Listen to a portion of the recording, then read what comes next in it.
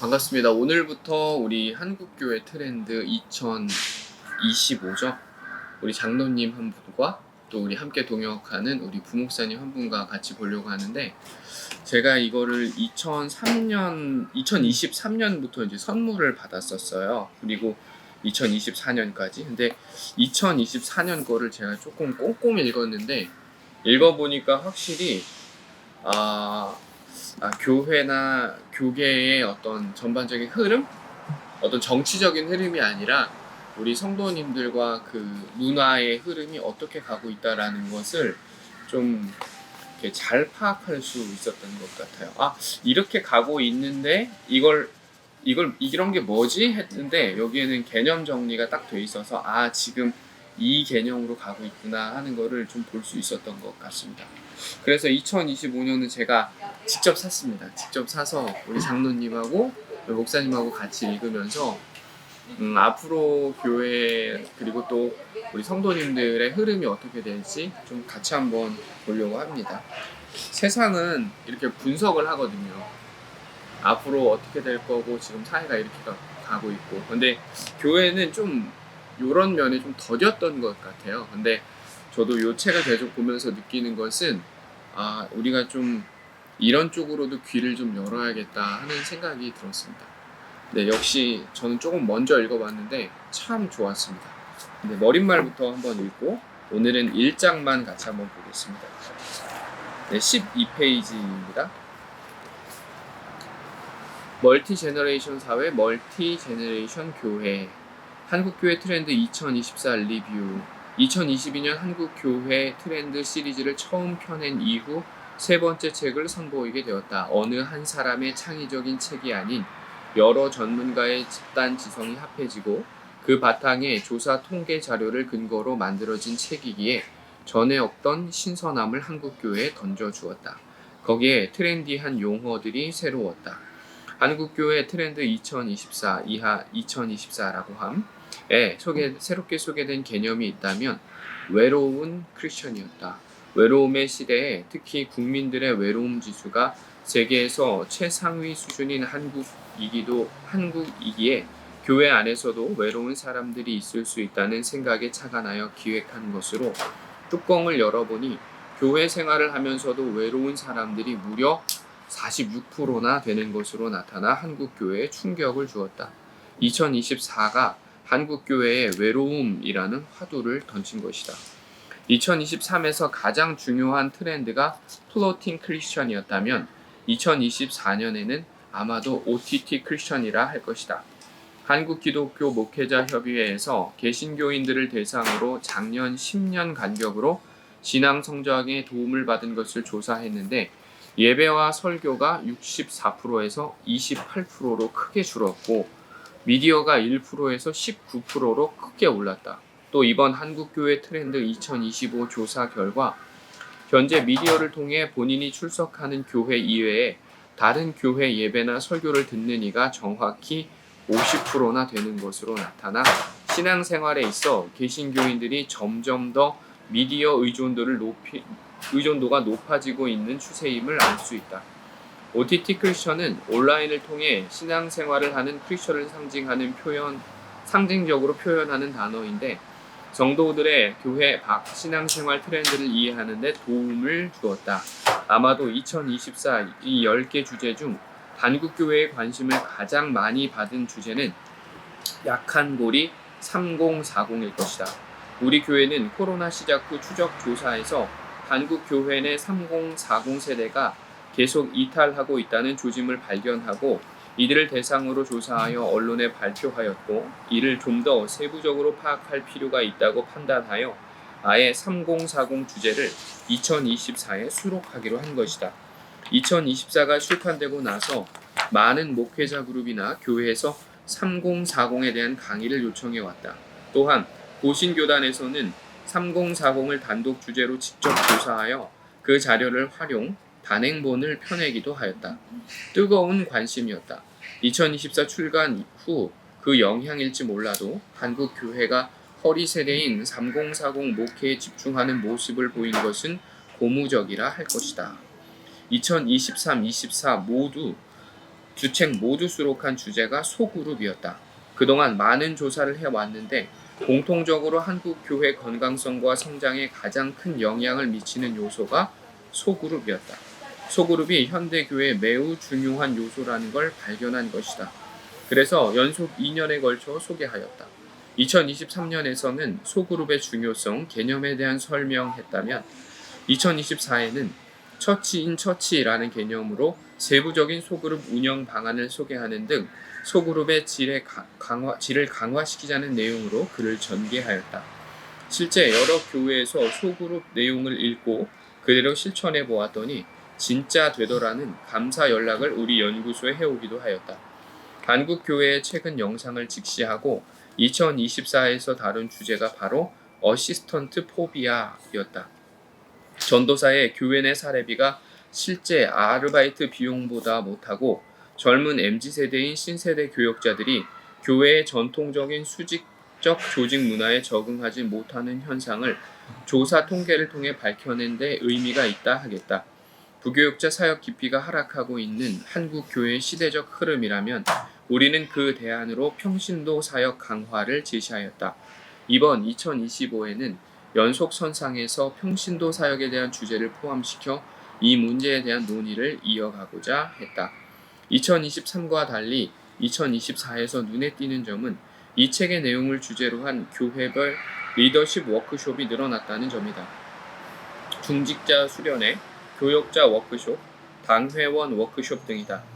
구성원 중 몇 사람이 주제별로 발표하거나 또는 책의 저자를 불러 강의를 듣고 서로 워크숍하는 방식으로 진행하였다.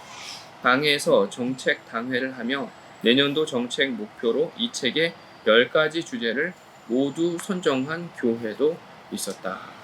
이렇게 워크숍하는 것도 좋고 제가 봤을 때는 리딩이 최고입니다. 왜냐면 저는 늘 왕도는 없다 생각하는 사람이기 때문에 늘 정도를 걷는 게 제일 느린 것 같지만 제일 빠른 길이라고 생각하기 때문에 우리 같이 읽자고 한 거예요. 읽으면서 제가 가끔 이제 질문도 할 거니까 적절히 생각나시는 거 있으면 답하시면 되겠습니다. 2024 한국교회 상황 및 2025 전망. 저 얘기 좀 해도 예. 그러니까 이 앞에 거 읽으니까 우리 교회의 지금 상황에 딱 우리도 맞죠? 상봉사공 없고 부교역자 문제 뭐 이런 것들이 우리만 느끼는 게 아니었구나. 맞습니다. 네, 공감이 저도 너무 동감하고요. 이렇게 우리가 우리만의 정말 고민이라고만 생각했는데 사실은 한국 교회 전체적인 갈등인 거죠. 같이 한번 잘 대안을 발견해 갔으면 좋겠습니다. 2025년 한국 교회 상황 및 2025년 전망. 2024년 하반기 한국 교회 상황을 한마디로 표현한다면 코로나의 어려움을 딛고 빠르게 안정세로 돌아서고 있다는 점이다. 많은 지표들이 이를 뒷받침해주고 있다. 그런데 이 회복 국면에서 두 가지 현상이 나타나고 있다. 교회의 주요 사역 측면에서는 코로나 이전 대비 아직 100% 회복하지 못하고 있는 반면 성도들이 개인적으로 코로나 이전 대비 신앙생활이나 교회 생활이 더 활발해지고 있다는 점이다.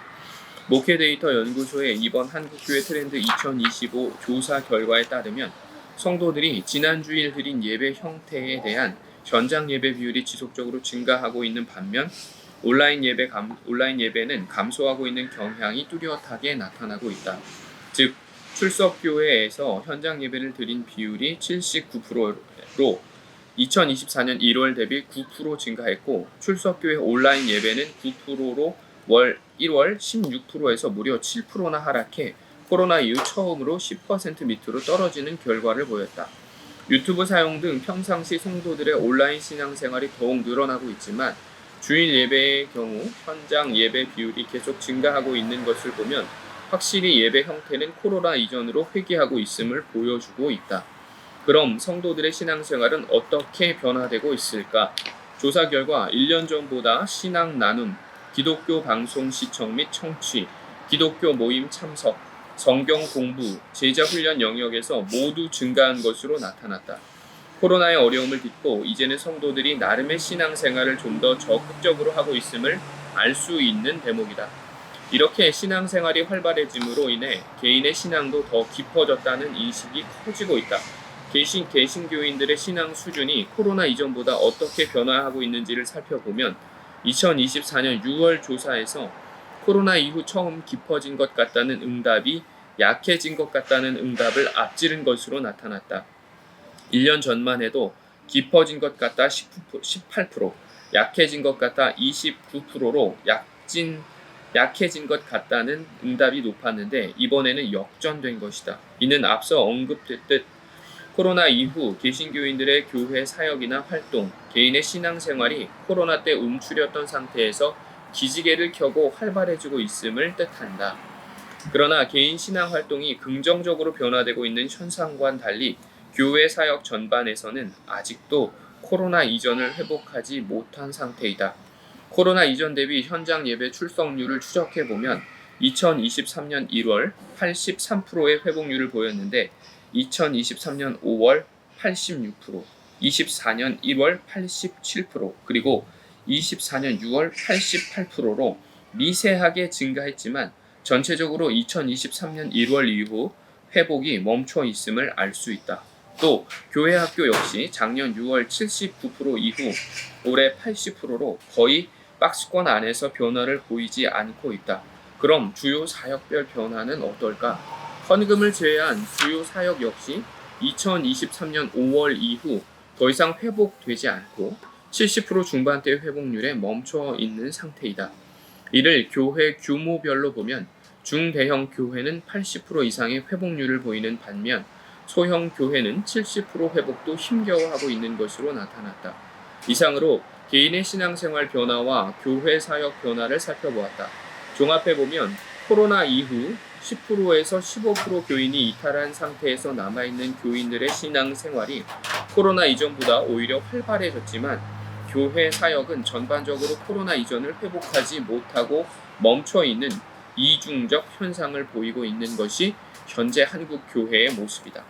교회 전반적인 사역이 아직 회복되지 못했지만 목회자들은 앞으로 자신의 시무 교회 전망에 대해 낙관적인 전망을 내놓았다.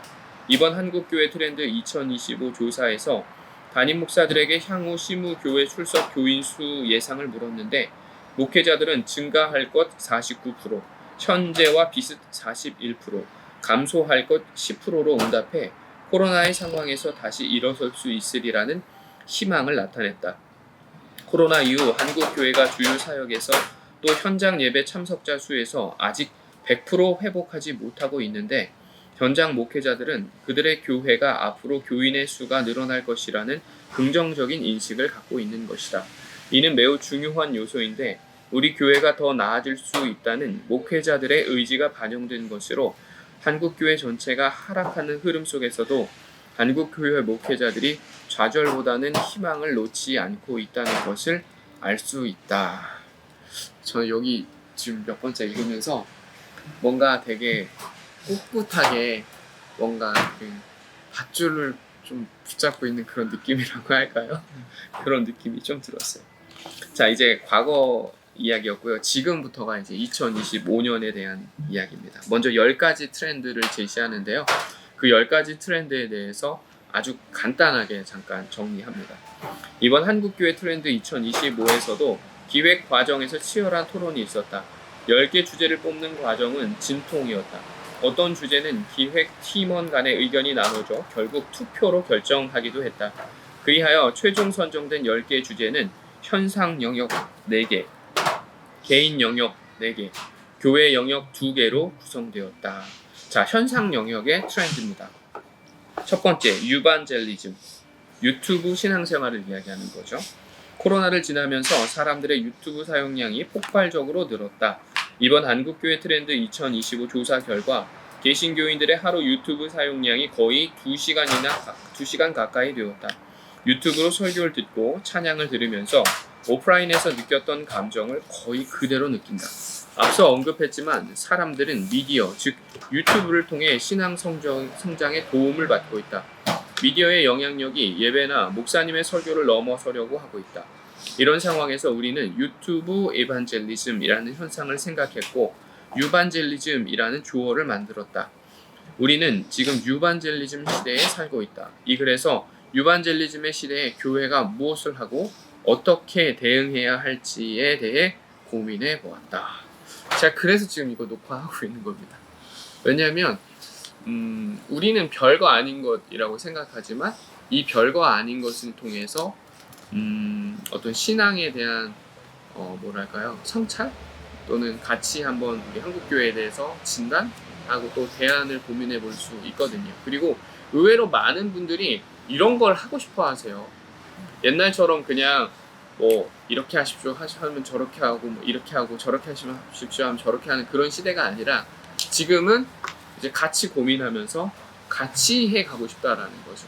네, 그렇기 때문에 이렇게 찍고 있는데 함께 해주셔서 감사합니다.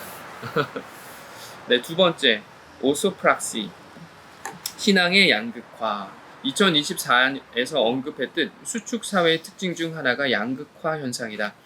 팽창시대보다 수축사회에서 양극화 현상이 더 심화된다. 교회도 예외가 아니다. 교회 규모의 양극화도 있지만 우리는 신앙 양극화 현상에 집중했다. 신앙 양극화의 특징은 부정적이지만은 않다는 데 있다. 신앙이 약화되고 신앙을 버리는 현상도 있는 반면 우리는 이번 조사에서 신앙 양극화의 긍정적인 축, 즉 신앙의 깊이를 추구하는 흐름을 발견하였다. 신앙 양극화의 초점은 오소프락시라는 신앙의 정통 실천을 향하고 있다. 여기서는 신앙 양극화 현상을 설명하면서 오소프락시의 부상을 살펴보았다. 3번, 패밀리 크리스천, 가족 종교화. 요즘 교회 학교를 보면 언제부터인지 학생의 부모가 어느 한 명이라도 교회를 다니지 않는 학생이 거의 없다. 심지어 부모가 신앙이 좋으면 자녀들도 신앙이 좋고 부모가 신앙이 약하면 자녀들도 신앙이 약하다. 현재 교회 출석하는 중고생 중에 모태신앙 비율이 무려 60%에 달한다. 이러한 가족 종교화 현상은 명과 암이 동시에 있다. 가정신앙 계승이라는 긍정적인 측면이 있는가 하면 그만큼 전도되어 새롭게 크리스천이 되는 사람이 상대적으로 적다는 의미도 있다. 이는 개신교의 확장성 측면에서 문제가 될 수 있다. 이 글에서는 가족 종교화 현상의 명과 암을 설명하면서 교회의 시사점을 던지고 있다. 정말 중요한 부분이에요. 이거. 예전에는 우리가 어머니나 아버지가 신앙생활을 하지 않아도 누군가의 손을 잡고 교회 갔었거든요. 저 어렸을 때만 해도. 근데 지금은 그게 안 된다는 거죠. 그래서 더 중요하게 생각해야 되는 세대가 3040인 거예요. 자, 4번 솔트리스 처치, 세속화. 현재 한국교회 교세는 계속 하락하고 있는 신뢰도가 20% 남짓되고 있다. 종교가 없는 무종교인의 경우 단지 11%만 한국교회를 신뢰하고 있다. 왜 이런 현상이 일어날까? 여러 이유가 있겠지만 우리는 그중 하나로 세속화에서 이유를 찾아보았다. 이는 교회 공동체가 거룩성을 지녀야 할 대한 공동체로서 기능하지 못하고 세상과 구별되지 못한 채 세상과 닮아가고 있는 것을 의미한다. 이런 교회를 맛을 잃어가는 교회, 즉 솔트리스 처치라고 명명하고 이 현상을 통계적으로 살펴보고 이러한 세속에서 하나님 나라를 이루어가는 교회를 제시해 보았다. 네, 이제 개인 영역의 트렌드 5번 멘탈 케어 커뮤니티, 정신건강. 한국인의 사회 고립도는 세계 최고 수준이다. 외로움 지수도 고독부 장관이 있는 영국보다 더 높다. 우울증 환자는 이미 공식적으로 100만 명이 넘었다. 한국 사회에서 스트레스와 우울, 불안 같은 정신적 문제는 이제 일상이 되어가고 있다. 우리는 이러한 정신적인 어려움이 교회 안에서도 존재할 것이라 판단하여 정신건강이라는 주제를 선정했다. 이번 조사 결과 지난 2주간 우울이나 불안감으로 고통스러웠다는 성도가 5명 중 1명 이상이었던 것으로 나타났다. 이제는 교회가 정신적인 문제를 더 이상 손 놓고 있을 수 없다. 성도들의 정신건강 문제 현황을 알아보고 교회 대응 방안에 대해 전문가적 시각에서 제시해 보았다. 6번 스피리추얼 Z세대, 20대 청년 세대. 2023에서 MZ세대를 전반적으로 다뤄왔는데 이번에는 이를 세분화하여 Z세대만 대상으로 분석해 보았다. 이들은 구체적으로 20대층을 가리키는데 이들의 신앙과 삶을 이해하는 것은 교회 전체적으로 세대 통합과 미래 교회를 위해 매우 중요한 작업이다. 이들은 디지털 기술에 익숙한 디지털 네이티브로 디지털 환경에서 자라나 다양한 문화와 종교를 접하며 성장한 세대다. 조사 결과 이들은 기성세대들이 생각하는 것 이상으로 영적인 세계를 추구하고 있었다. Z세대가 어떻게 신앙생활을 하고 있는지 추적해 보았고, 또 이들이 교회에 요구하는 사항이 무엇인지, 교회의 적절한 대응은 무엇인지 살펴보았다. 7번 싱글 프렌들리 처치 싱글 사역. 지난 10년간 한국의 혼인율은 42% 감소했다.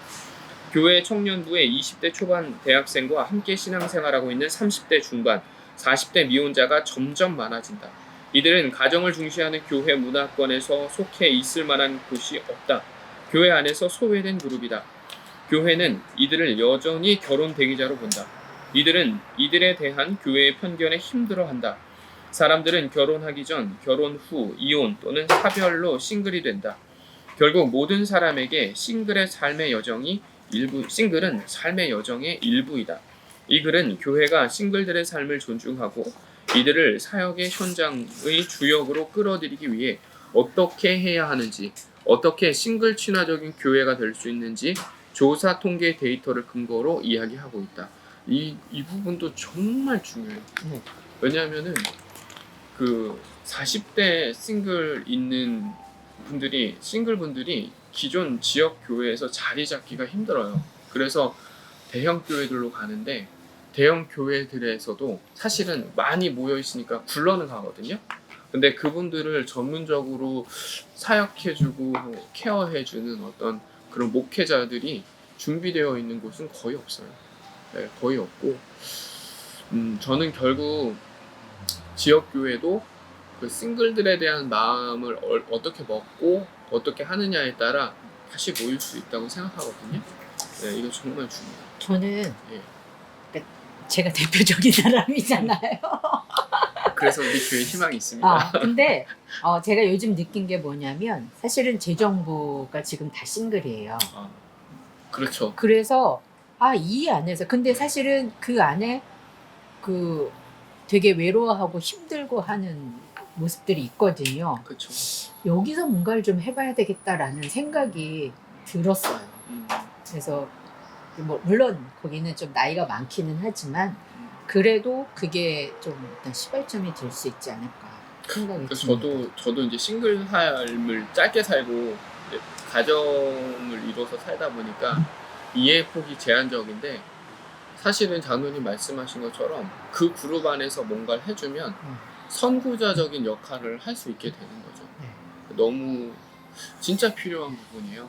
그러니까 저 여기 오기 전에 미국에 있을 때 그때 미라클 포인트 교회가 주요 사역 타겟층으로 삼은 게 서든리 싱글, 갑자기 혼자 된 사람들, 뭐 사별, 이혼 등등 이유로 그런 분들이었는데, 또 그런 분들과 같이 이렇게 접해서 교제하고 예배할 수 있게 하신 또 뜻은 뭘까 헤아리면서 있습니다.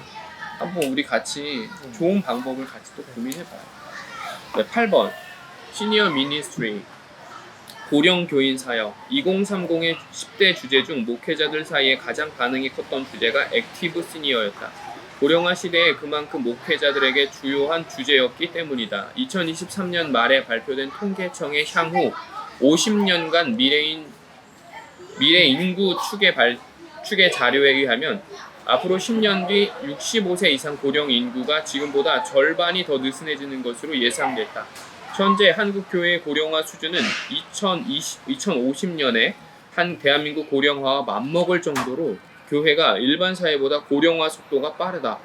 이 글에서는 2년 전 고령 교인 조사 결과를 추적하였고, 교회에서 실제 활용할 수 있도록 실제적인 고령 교인 사역 방안에 대해 설명하고 있다. 교회 영역 트렌드, 포텐셜 레이어티, 평신도 사역.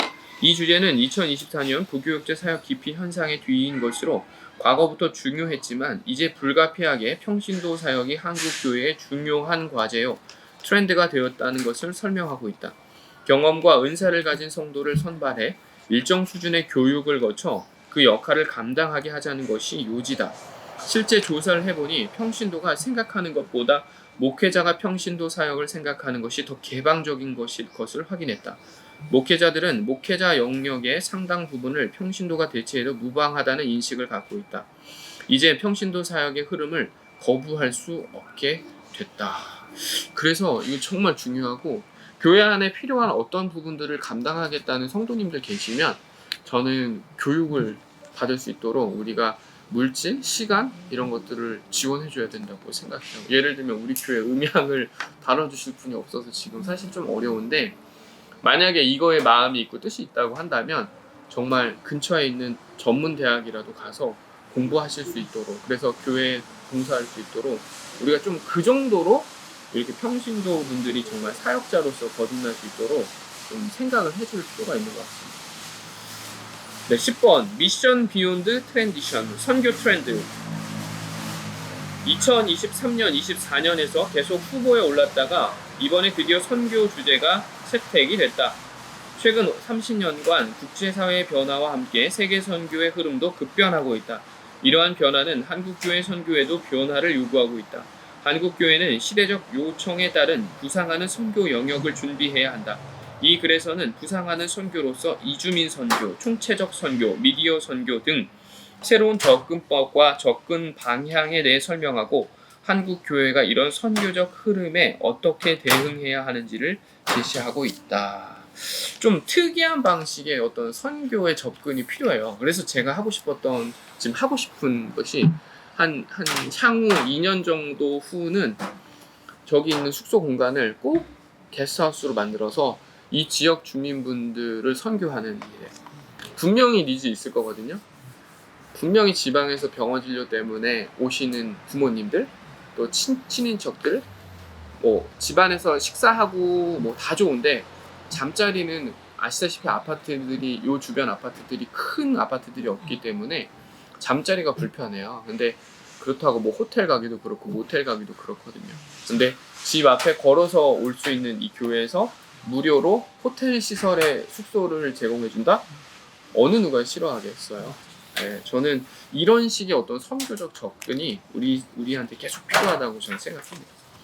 네, 이렇게 해서 10가지를 살펴봤고요. 오늘은 여기까지만 봐야 할 것 같습니다. 다음 시간부터 앞으로 10주간 10강을 살펴보려고 하고요. 그리고 여기는 야외이기 때문에 조금 소음이 있었습니다. 다음 주부터는 소음이 조금 없는 곳으로 해서 이렇게 송출할 수 있도록 하겠습니다.